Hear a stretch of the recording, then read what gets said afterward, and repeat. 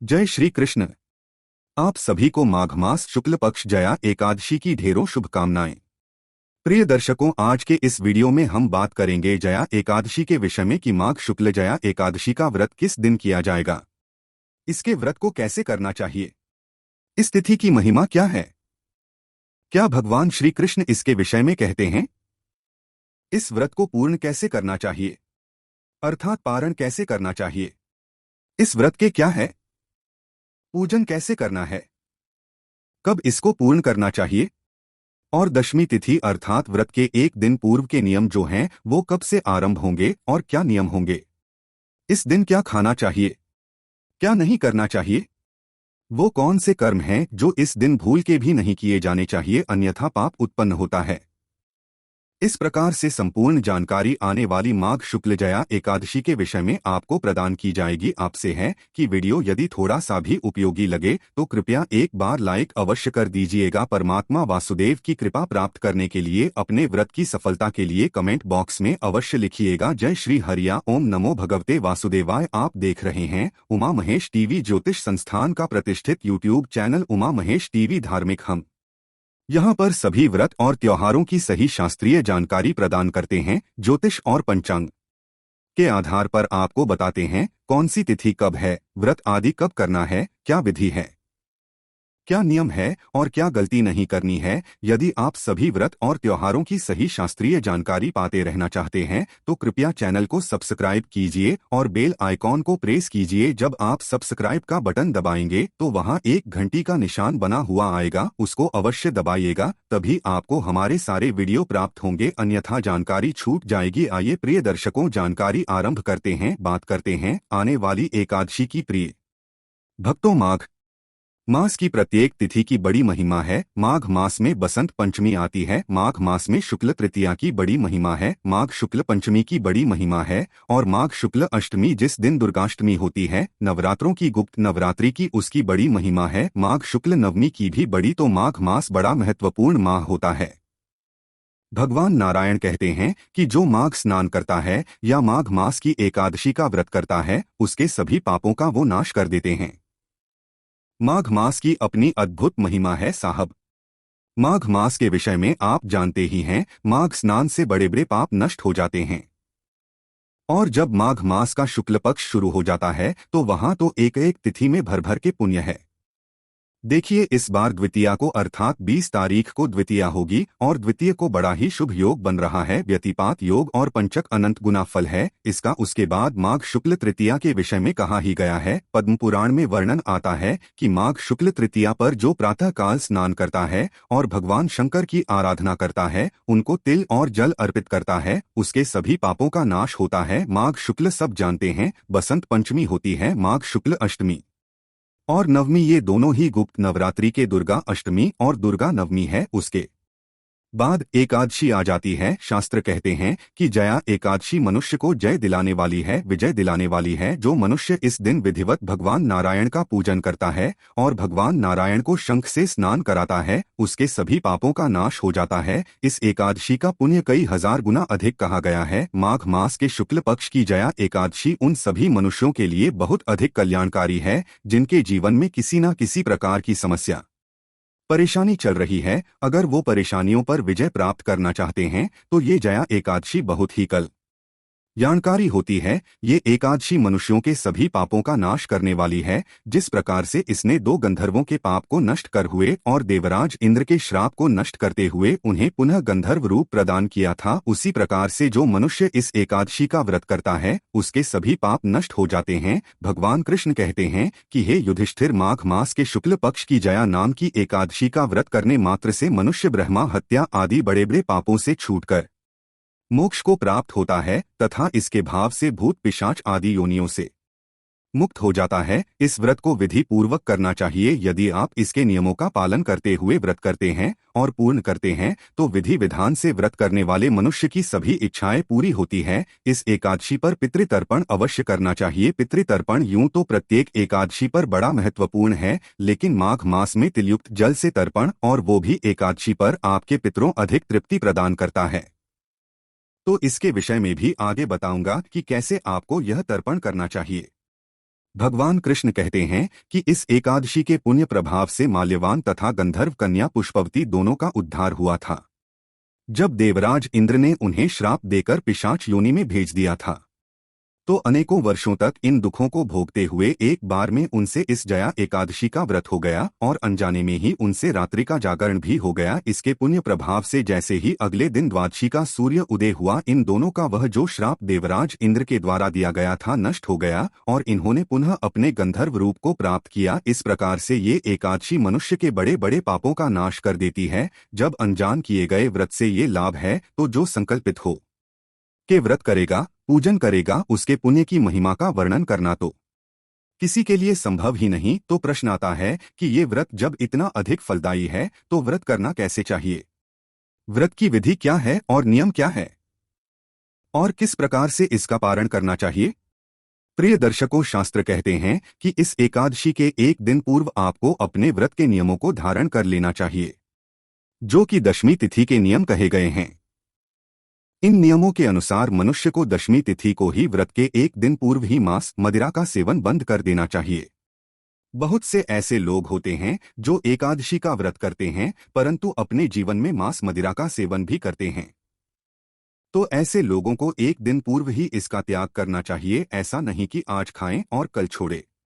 व्रत के एक दिन पूर्व लहसुन, प्याज आदि का प्रयोग भी वर्जित कहा गया है। कहते हैं कि जो मनुष्य एकादशी का व्रत कर रहा है उसे ब्रह्मचर्य धारण कर लेना चाहिए, क्योंकि एकादशी के दिन बाल धोना मना होता है। एकादशी के दिन बाल नहीं धोए जाते। जो बाल धोने का हमने एक वीडियो बनाया था जिसमें शास्त्रीय जानकारी आपको प्रदान की थी, वहां भी हमने वर्णन किया था कि एकादशी पर बाल नहीं धोने चाहिए। क्यों नहीं धोने चाहिए इसका भी वर्णन किया था। एकादशी और द्वादशी दोनों ही तिथियां महिलाओं के बाल के लिए वर्जित कही गई है, इसीलिए दशमी तिथि को बाल धो के आपने ब्रह्मचर्य धारण कर लेना चाहिए। ब्रह्मचर्य जो है एक अनिवार्य नियम है, एकादशी के व्रत इसका पालन करना ही चाहिए। दशमी तिथि को ब्रह्मचर्य धारण करेंगे और पारण तक आपको ब्रह्मचर्य का पालन करना है, तन की शुद्धि का पालन करना है और मन की शुद्धि का पालन करना है। दशमी तिथि से ही शहद का प्रयोग वर्जित कहा गया है।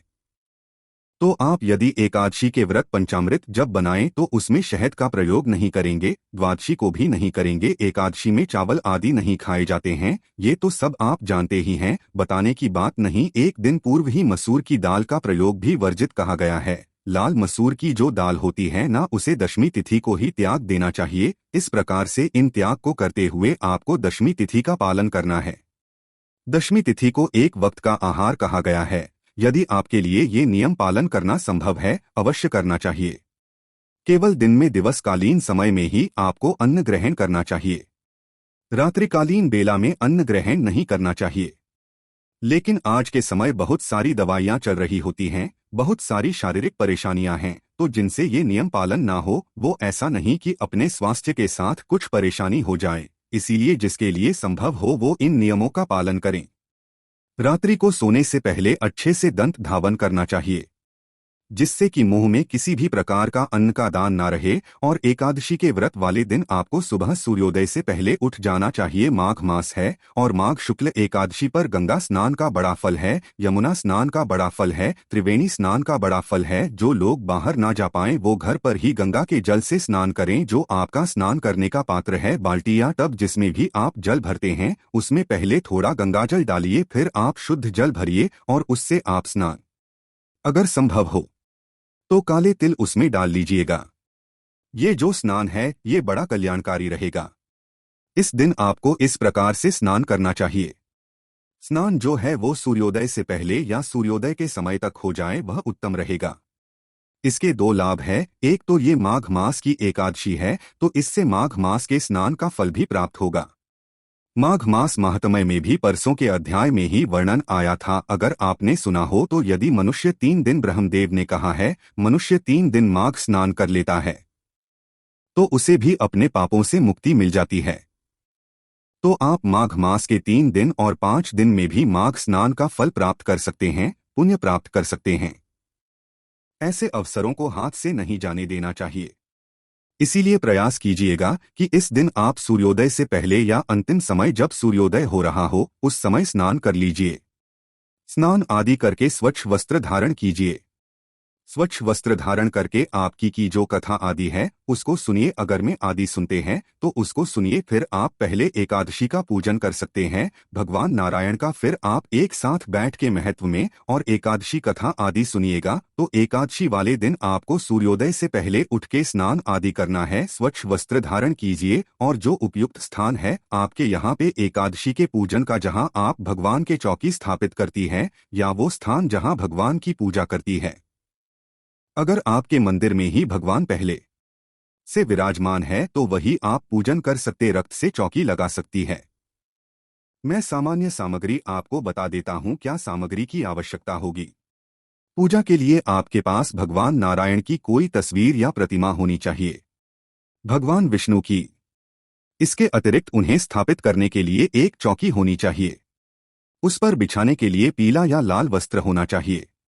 पूजा में अर्पित करने के लिए रोली, मौली, पान के 2 पत्ते आएंगे। एक आज के लिए, एक पारण वाले दिन के लिए सुपारी 2 आएंगी। लौंग इलायची कम से कम 5 7 आएंगी। धूप और दीप दिया 2 दिन जलेगा। आप चाहे तो एकादशी के दिन ही अखंड ज्योत जला सकते हैं, जो आज से एकादशी व्रत वाले दिन सुबह जब पूजन करेंगे तब आरंभ होगी, जलाई जाएगी और ये अगले दिन पारण तक जलानी है। या आप आज दिया जलाइए पूजा के समय और उसके बाद कल फिर से दिया जलाइए। जैसी आपके सामर्थ्य और श्रद्धा हो वैसे आप कर सकते हैं। धूप दीप नैवेद्य के रूप में इस एकादशी पर भी तिलयुक्त कोई मिठाई है तो उसका भोग लगाना उत्तम रहेगा, अन्यथा आप ऋतु फल ला सकते हैं। अमृत का समय है। अगर आप अमृत अर्पित करते हैं भगवान को तो कल्याणकारी है। अगर ये ना हो तो आप मिश्री अर्पित कीजिएगा। जिन क्षेत्रों में बताशे प्रयोग होते हो वहां बताशे प्रयोग कर सकते हैं। भगवान को अर्पित करने के लिए जनेऊ की आवश्यकता होगी। 2 जनेऊ चाहिएंगी, एक व्रत वाले दिन और एक पारण वाले दिन के लिए, और इत्र ले लीजिएगा।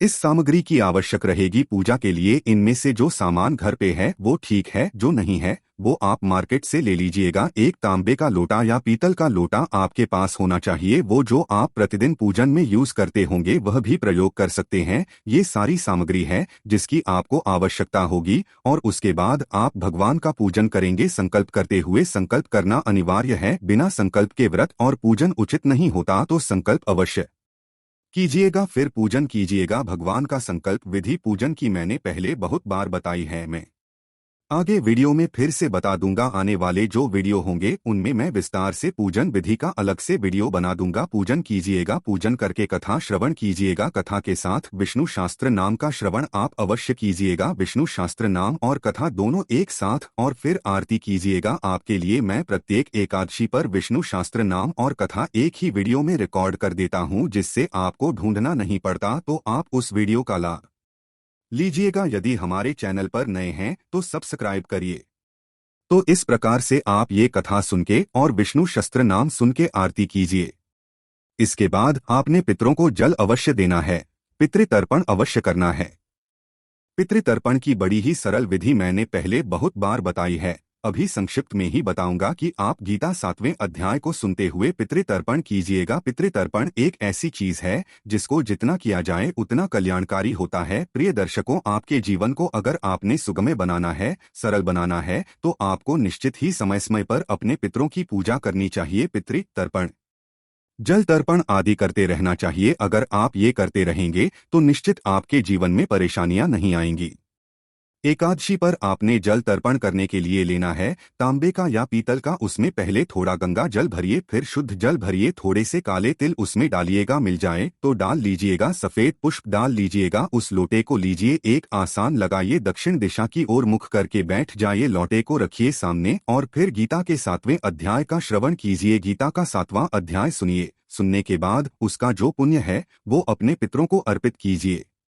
दोनों हाथों में लोटे को उठा लीजिएगा। भगवान नारायण का ध्यान करते हुए संकल्प कीजिए कि प्रभु, मैंने जो गीता का 7वां अध्याय सुना है, इससे जो भी पुण्य होता है वह संपूर्ण पुण्य मैं अपने पितरों को अर्पित करता हूँ। ये उन्हें प्राप्त हो और इससे वो तृप्त हो। ये पुण्य आप अपने सभी पितरों को अर्पित करें। या आपको लगता है कोई ऐसा विशेष पितरी जिसकी मुक्ति की संभावना कम लगती हो, कि या तो उनके कर्म कुछ ऐसे रहे हो या उनकी मृत्यु ऐसे हालात में हुई हो जहां मुक्ति ना मिलती हो, तो आप उनको विशेष रूप से इसका पुण्य अर्पित कीजिए। या आप सर्वे पितरी बोल सकते हैं, क्योंकि कई बार ऐसा होता है कि आपके जो अपने पितरी होते हैं, जिनको आप जानते, उनके अलावा भी कुछ पितरी होते हैं जो आपसे मुक्ति और तृप्ति की कामना रखते हैं।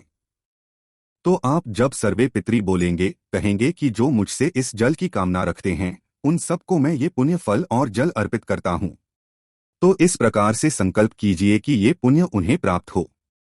फिर जो लोटे में जल है ना, इससे तर्पण कीजिए।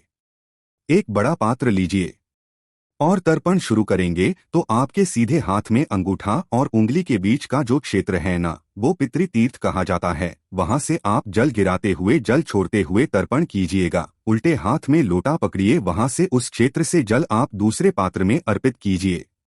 दक्षिण की ओर धार जानी चाहिए, दक्षिण की ओर आपका मुख होना चाहिए और मंत्र बोलेंगे, ओम सर्व पितृ देवताभ्यो नमः स्वाहा। इस मंत्र के साथ या सभी पितरों का ध्यान करते जाइएगा, उनका नाम या जो आपका संबंध उनके साथ है वह स्मरण करते हुए उन्हें ये जल तर्पण कीजिए कि हे मेरे पितरों, इस जल तर्पण को स्वीकार करो, ग्रहण करो, ग्रहण करो, ग्रहण करो। ये तर्पण आपने अवश्य करना है एकादशी पर। तदोपरांत ये जल आप पीपल पर दे दीजिएगा। यदि रविवार का हो तो फिर आप किसी अन्य वृक्ष में भी दे सकते हैं। इसके बाद आप नियमानुसार दिन को व्यतीत कीजिए। शांतचित रहिए, किसी के प्रति वैर भाव नहीं, किसी का अहित नहीं करना, किसी का बुरा नहीं करना, किसी को अपशब्दों का प्रयोग नहीं करना। सायंकाल को कीर्तन करना चाहिए।